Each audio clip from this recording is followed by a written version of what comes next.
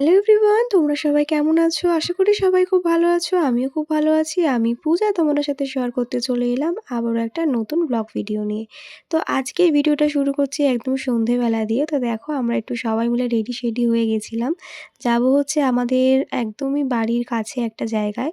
তো দেখো আজকে যাচ্ছিল হচ্ছে আমি, দিদি, রিজু, কাকি, মা, বাবা সবাই মিলে যাচ্ছিলাম বাবার টোটো করেই। তো আশা করি তোমরা অনেকেই জানো, আবার অনেকেই হয়তো জানো না। বটগাছ আর অশ্বত্থ গাছের বিয়ে হয় সেটা কিন্তু আমি শুনেছি, তবে কোনোদিন দেখিনি। তো এই ১ম আমাদের সুযোগ হলো দেখার। তো আমাদের বাড়ির কাছেই একটা জায়গায় সেটা হচ্ছে।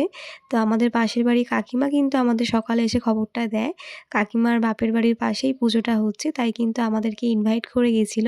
তো আমরাও কিন্তু সেই এক্সাইটমেন্টটা নিয়ে একদম চলে আসলাম সেখানে পুজোটা দেখার জন্য। তো দেখো এখানে এসে দেখি মাঠটা কিন্তু খুব সুন্দর লাইটিং করেছে। যেহেতু বিয়েবাড়ি মানে বটগাছ আর অশ্বত্থ গাছের বিয়ে হবে, সেই উপলক্ষেই কিন্তু এই পুরো পাড়াটা কিন্তু খুব সুন্দর করে লাইটিংয়ে সেজে উঠেছিল। বেশ সুন্দর লাগছিল দেখতে। আর আজকে কিন্তু বেশ ভালোই ঠান্ডা ছিল। তো দেখো বলতে, বলতে কিন্তু আমরা চলে আসলাম ফাইনালি। তো দেখো এই হচ্ছে সেই জায়গা। যেখানে দেখো দুটো গাছ কিন্তু একই সাথে উঠেছিল সেই জায়গাটাতে। একসাথে ওঠাতেই কিন্তু সেই জায়গাটাতে এই গাছ দুটোকে আবার বিয়ে দেওয়া হয়েছে। দেখো খুব সুন্দর করে সাজানো হয়েছিল বিয়ে উপলক্ষে। তো চলো তোমাদেরকেও একটু ঘুরিয়ে দেখাই। তোমরা কে কে এই পুজো দেখেছো অবশ্যই জানিও। আমি ফার্স্ট টাইমই দেখেছি। আর এই যে ভিডিও ক্লিপটা তোমাদের সাথে শেয়ার করছি, এই ভিডিও ক্লিপটা কিন্তু আমার বান্ধবী পৌলমী শ্যুট করে দিয়েছিল। কারণ যখন এই রিচুয়ালসগুলো হচ্ছিল তখন কিন্তু আমি যাইনি। যেহেতু ওর মামা শ্বশুর বাড়ি একদমই এদের বাড়ির পাশে, মানে ওদেরই পুজো বলতে পারো। তাই কিন্তু এই ভিডিও ক্লিপগুলো ওই আমাকে তুলে দিয়েছিল। তো দেখো সাদা কালারের যে ধুতি পরানো আছে এটা হচ্ছে বর, আর যে লাল কালারের শাড়ি পরানো হয়ে আছে আর কি সেটা হচ্ছে বউ। তো যাই হোক ওদের কিন্তু মানে গাছেদের বিয়ে হয়ে গেছিলো। অ্যাকচুয়ালি শিব পার্বতী বলতে পারো এদের একটা রূপ।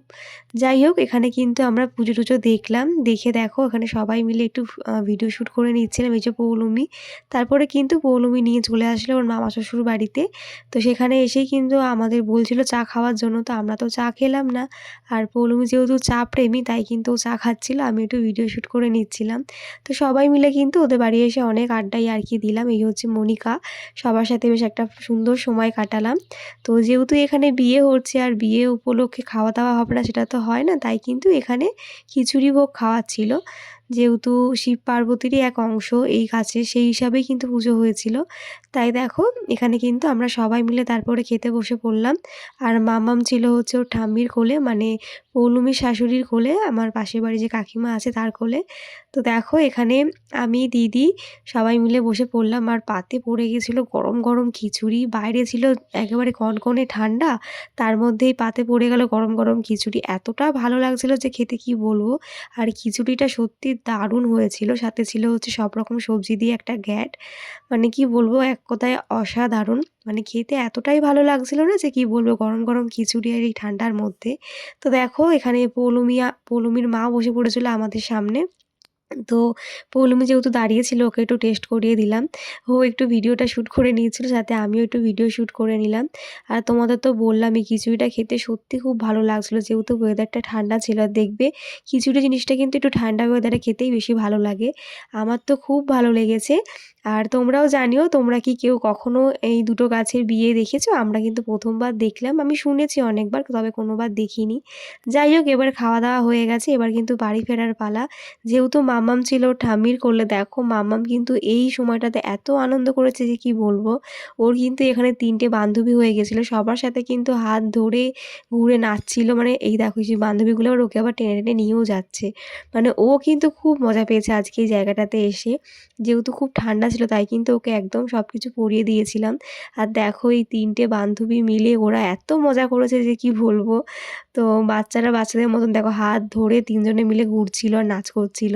তো সেই মুহূর্তটা তোমাদের সাথে শেয়ার না করে থাকতে পারলাম না, তাই কিন্তু ক্যামেরাবন্দি করে নিয়েছিলাম।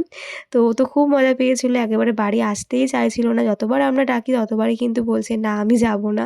তারপরে কিন্তু শেষমেশ ওকে জোর করে নিয়ে এসেছিলাম। কারণ খুব ঠান্ডা ছিল মাঠ, খোলা মাঠ যেহেতু, এদিকে আমারও ঠান্ডা লেগেছে আর মামাবারও একটু ঠান্ডা লেগেছিল। তাই কিন্তু এখানে আর বেশিক্ষণ থাকিনি। আমরা কিন্তু এবারে বাড়ির দিকে রওনা দিয়ে দেবো। তো দেখো এই হচ্ছে সেই জায়গা, খুব সুন্দর করে লাইট দিয়ে সাজিয়েছিল। তারপরে কিন্তু আমরা বাবার টোটো করে বাড়ির দিকে রওনা দিয়ে দিলাম। তো খুব সুন্দর একটা সময় কাটালাম। তোমাদের আজকের ব্লগটা কেমন লাগলো অবশ্যই জানিও। ভালো লাগলে কিন্তু লাইক, কমেন্ট করতে কেউ ভুলো না। তাহলে চলো আজকের মতন টাটা, দেখা হচ্ছে নেক্সট ভিডিওতে। বাই সবাইকে, সবাই খুব ভালো থেকো অ্যান্ড সুস্থ থেকো।